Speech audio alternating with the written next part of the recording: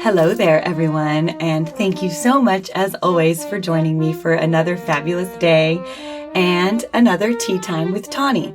Today, I wanted to talk about very exciting things, as always, and something very close to my heart, and that would be my dog, Booker, whom you've all seen. He is a singing dog. I have a tiny playlist, which is growing, and he sings many times when I'm practicing, but I don't always turn it on record, as practice time isn't always about recording an album, but he has quite a personality. And the tea I wanted to drink today when we talked about him is a lemongrass and ginger herbal tea. It is another one of those really delicious teas that you can drink warm and then make an entire pitcher of it with some loose leaf tea. You can put as much tea as you want in, and then you can put it in the refrigerator and drink it as cold iced tea. Cheers if you're a dog owner, whether you're a dog mom or a dog dad. I commend you, as well as if you're a parent of children and also a dog mom or a dog cat or dog cat, a dog mom or a dog dad. But I think you know what I mean. Basically, if you have a child that's four-legged of some sort or a two-legged child, I commend you. Today specifically, I'm talking about my wonderful doggo, Booker, and he is 8 years old. We've traveled to Montana. He recently went on the longest hike of his life, which was 12 miles long, and that's as an 8-year-old dog who just underwent a pretty massive surgery on his left knee in the cruciate ligament area. And so it was a quite invasive surgery. He unfortunately did have a little bit of an infection in the knee due to the surgery and where the place of surgery, where it took place. However, we got through it. He's a very strong dog with a little bit of arthritis in the left knee. Well, recently we were on our trip and unfortunately the door sort of gotten left open quickly. He ran out and there were some deer. Long story short, he sprained his right knee. So I have since had to come up with an interesting solution. As you may or may not know, it could be very expensive if you do not have insurance for your animal, for them to undergo any sort of, any sort of surgery.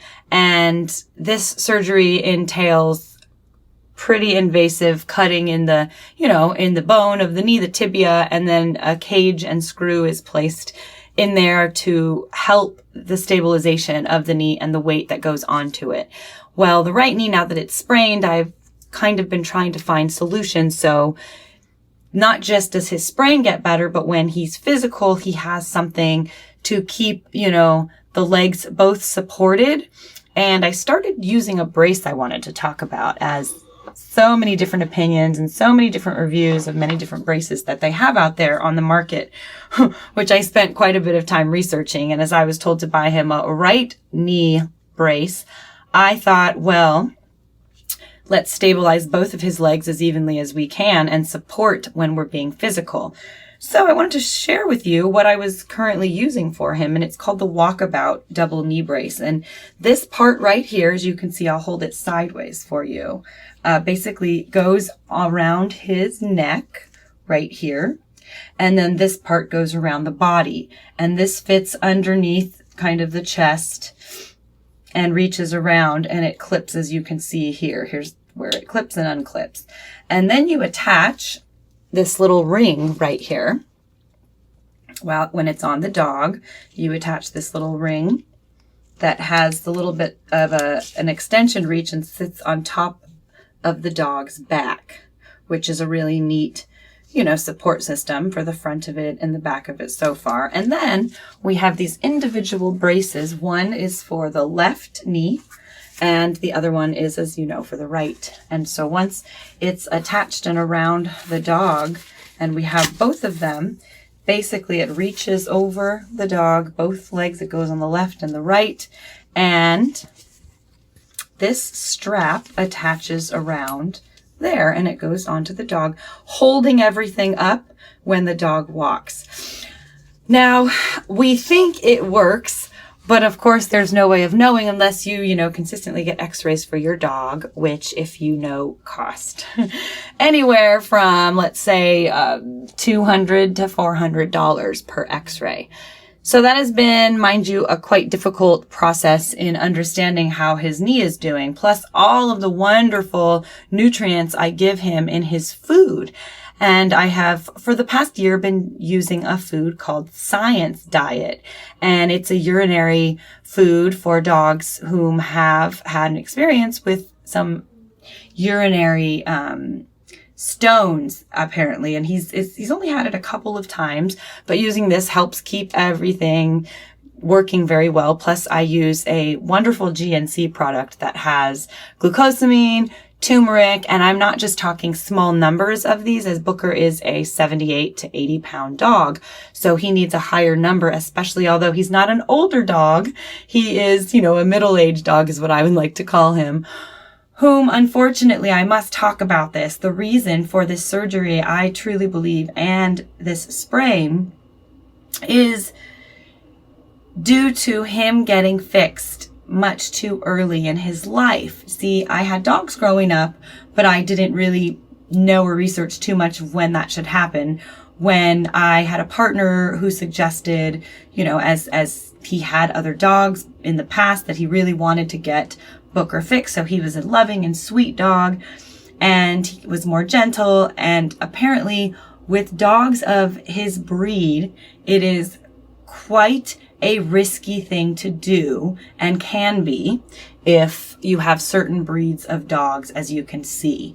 And due to him being both a Mastiff, Bull Mastiff, and mixed with a German Shepherd breed, it's more likely for him to receive something like this. So, knowing that I made that decision unknowingly, as a naive dog owner, I'm here to tell you this now, as I'm sure a lot of you are home and your kids really want an animal, as you probably have more time than you normally would to spend with your family. It's really good training for a young one.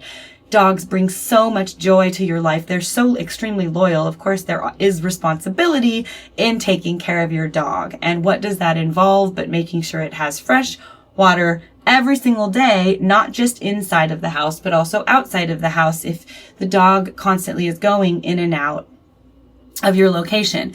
If you stay or travel a lot, you really have to make sure the dog constantly has water readily available to him or her, as that's quite important. It's sort of difficult for a dog to tell you when they're thirsty or hungry, even though a lot of dogs do communicate, as mine does communicate through his words and his eyes. It's a pretty wonderful experience to have Booker as a dog and to get the opportunity to be a mother of such dog. He sings so much when I play my instrument or I play back certain recordings, and he absolutely loves the sound of the instrument. He likes to match his pitch with it. And so as long as I'm taking care of him, and in his food also giving him Alaskan salmon oil and coconut oil, I spend quite a bit of funds on taking care of this sweet pup. Now, I know there's also discussion of people feeding their dog a raw diet. I would really like to know in the comment section if you are one of those people and what it has or has not done for your dog. As Booker is an 8-year-old dog, I've tried once or twice and he didn't really seem too fond of the raw meat.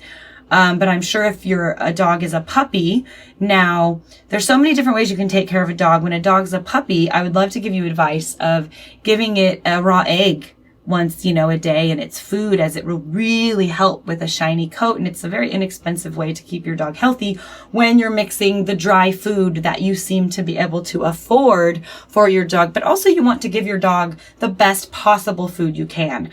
I tend to feed Booker 2 kinds of food. As I mentioned, the Science Diet urinary food. I also feed him Gentle Giant's salmon food, and I'm waiting for a delivery actually to come in the mail as we speak for those 2 foods. I buy a large bags of them, and he gets a little bit of each kind, and so he gets plenty of the proper oils and glucosamines for his bones and his joints as I can give him.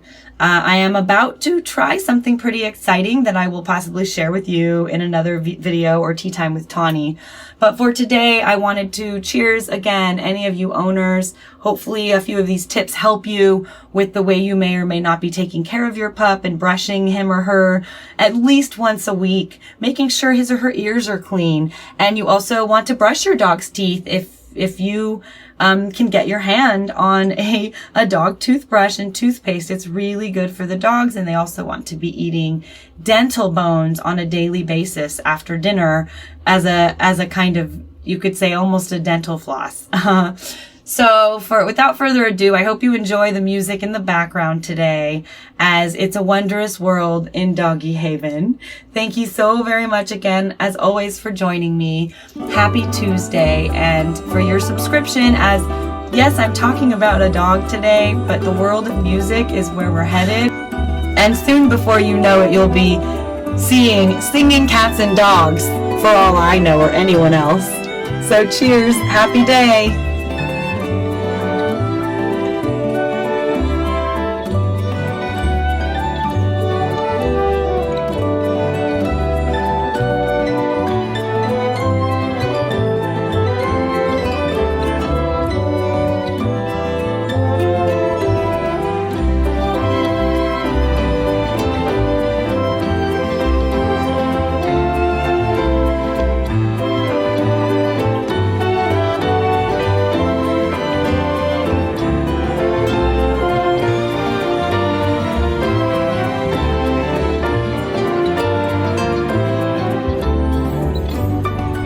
Going, buddy. Just walk forward. Oh, wow. Good boy. All the way down on your toes. All the way down on your toes.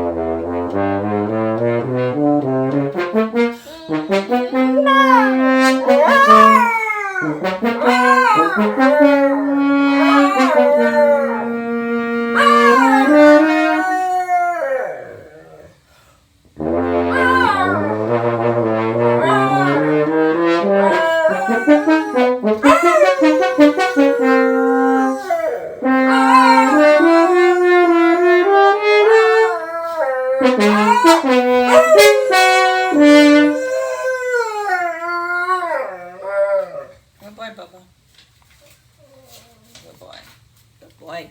Good singing, Angel. Good singing. First movement, 25. Second horn.